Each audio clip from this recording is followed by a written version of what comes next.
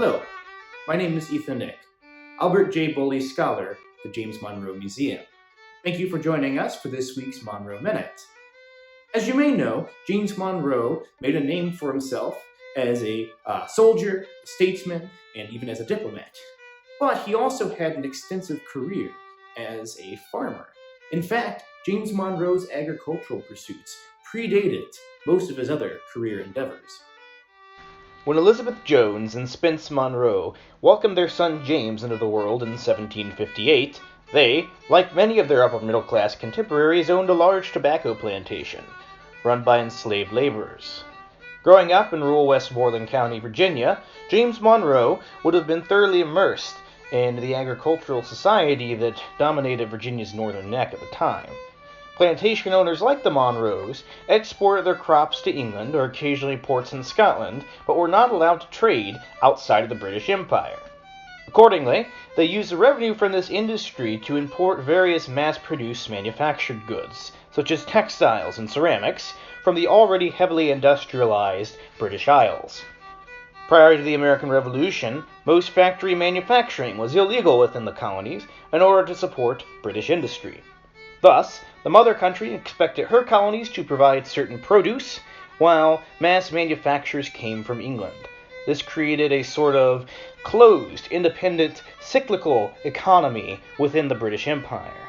As a matter of fact, such regulations on commerce were one of the many factors that drove American colonists, including James Monroe, to war for independence in the 1770s.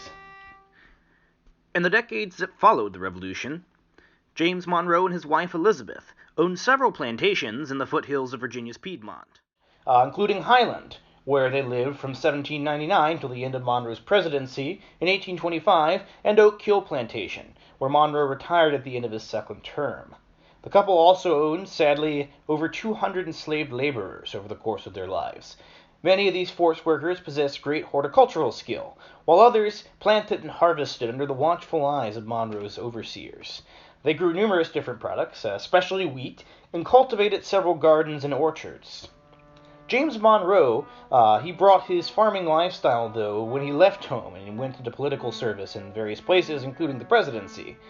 For instance, he laid out his views on the politics of agriculture in his first inaugural address. Our produce has always been very abundant, leaving, even in years of the least favorable, a surplus for the wants of our fellow men in other countries.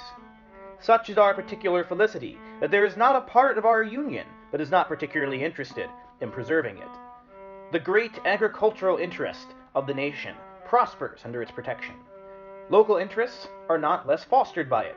Our fellow citizens of the North, engaged in navigation, find great encouragement in being made the favored carriers of the vast productions of other portions of the United States, while the inhabitants of these are amply recompensed, in their turn, by the nursery for seamen and naval force, thus formed and reared up for the support of our common rights.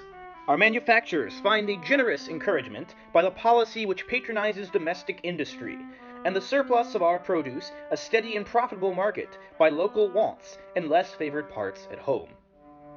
In other words, Monroe held that agriculture was the key component to the complex machine of a self-sufficient republic, even, or rather especially, in the decades after the young nation had won its independence.